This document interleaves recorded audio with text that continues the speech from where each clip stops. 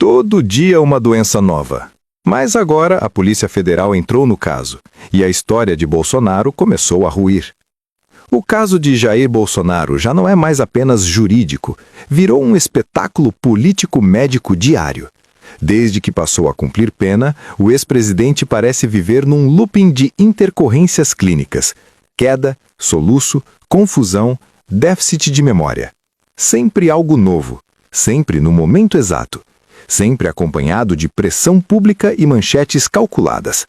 Mas agora a engrenagem travou, a versão médica mudou, as contradições ficaram públicas, e quando isso acontece, entram o STF e a Polícia Federal. É aqui que a história vira. O que está acontecendo com Bolsonaro não é acaso, não é azar, e muito menos uma sequência inocente de problemas de saúde.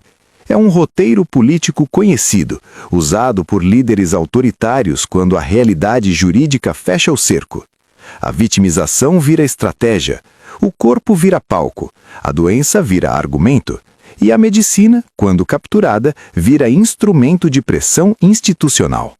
Desde que Bolsonaro foi preso por tentativa de golpe de Estado, o país acorda todos os dias com um novo boletim.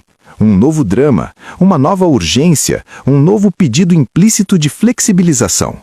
A mensagem subliminar é sempre a mesma: não dá para manter esse homem preso.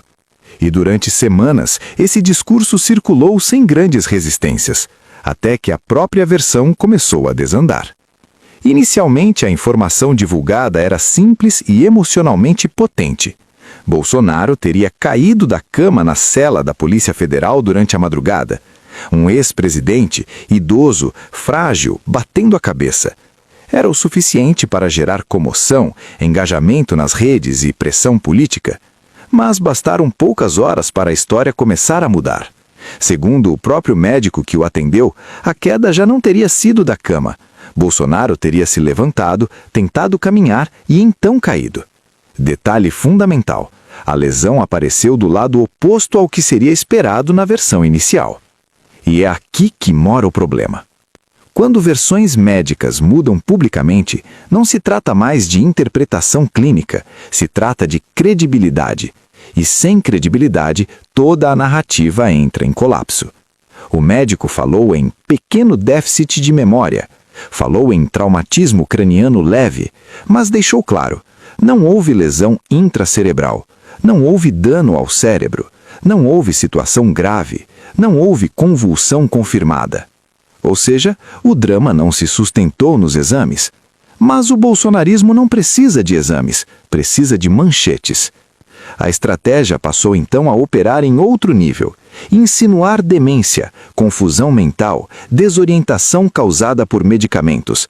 Tudo isso enquanto se mantinha a pressão por uma saída humanitária.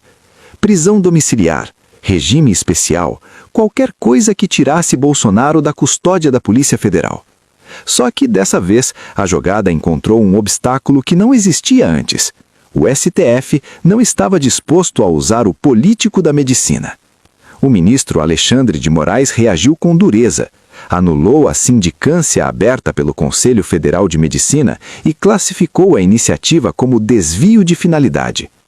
Mais do que isso, determinou que a Polícia Federal colhesse o depoimento do presidente do Conselho. É um gesto raríssimo, um recado direto, um alerta institucional. Na prática, Moraes disse o seguinte: o CFM não tem competência para investigar a Polícia Federal. Não houve omissão médica, não houve negligência, e qualquer tentativa de criar uma narrativa paralela para deslegitimar a custódia é ilegal. Mas por que o CFM entrou nisso? Essa pergunta ecoa forte porque o Conselho carrega um histórico pesado. Foi o CFM que, durante a pandemia, se recusou a condenar o uso de cloroquina e ivermectina. Foi o CFM que alegou autonomia médica, enquanto o governo Bolsonaro empurrava tratamentos sem eficácia para a população. Foi o CFM que virou alvo da CPI da Covid, com acusações de postura temerária, ideológica e antiética. Foi o CFM que rachou a própria categoria médica. Ou seja, não estamos falando de uma entidade neutra. Quando o CFM decide agir de forma célere e midiática, justamente no caso Bolsonaro, o gesto não soa técnico, soa político, e Moraes enxergou isso com clareza. Tanto que proibiu qualquer novo procedimento do Conselho sobre o tema e exigiu o envio imediato de todos os exames e laudos do hospital DF-Star. A tentativa de blindagem virou exposição. E há ainda outro elemento que torna tudo mais sensível. O médico que deu as declarações mais importantes é irmão de Ronaldo Caiado, um dos governadores mais alinhados ao bolsonarismo em momentos-chave. Não se trata de acusar ninguém de crime, mas em política, vínculos importam, contextos importam, histórico importam.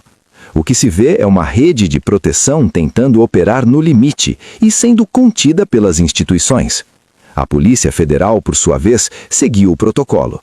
Bolsonaro passou por tomografia, ressonância magnética, eletroencefalograma. Todos os exames autorizados pelo STF, todos realizados em hospital privado, todos sem indicar gravidade. Ele voltou para a custódia, sem sequela, sem risco imediato, sem base médica para qualquer benefício penal. E é aqui que a narrativa bolsonarista sofre o golpe mais duro, porque sem laudo grave não há argumento jurídico. Sem argumento jurídico, resta apenas o barulho. E barulho, sozinho, não derruba decisão judicial. O bolsonarismo apostou que poderia repetir a fórmula de sempre: criar caos, mobilizar redes, pressionar instituições e constranger o judiciário. Funcionou no passado, mas agora o contexto é outro. Bolsonaro não é mais presidente, não controla a máquina, não intimida o sistema e, sobretudo, não consegue mais impor sua versão dos fatos sem contestação imediata. A entrada da Polícia Federal no caso significa que médicos não são culpados, significa que ninguém está acima da lei. Nem políticos, nem conselhos profissionais, nem jalecos. Significa que a tentativa de transformar saúde em instrumento político tem limite. E esse limite foi alcançado. A cada nova doença, a cada novo boletim contraditório, o efeito é o oposto do desejado. Em vez de comoção, cresce a desconfiança. Em vez de solidariedade, cresce a percepção de encenação. Em vez de empatia, cresce o cansaço social. E talvez essa seja a maior derrota de Bolsonaro neste episódio. Porque o homem que passou anos negando ciência, zombando de doentes, desprezando mortos e atacando médicos, agora tenta se esconder atrás da medicina para escapar da justiça. A ironia é cruel e a história cobra. No fim, o que resta é a imagem de um projeto político em colapso, um líder que já não mobiliza como antes, uma base que grita mas não convence, e instituições que, apesar de pressionadas, seguem funcionando. A farsa médica não caiu porque alguém denunciou. Caiu porque não se sustentou nos fatos. Caiu porque a verdade clínica não confirmou o drama político. Caiu porque a justiça decidiu olhar para exames, não para narrativas. E quando isso acontece, não há live, não há boletim e nem encenação que resolva. Se você acha que saúde não pode ser usada como arma política, deixa o like e comenta.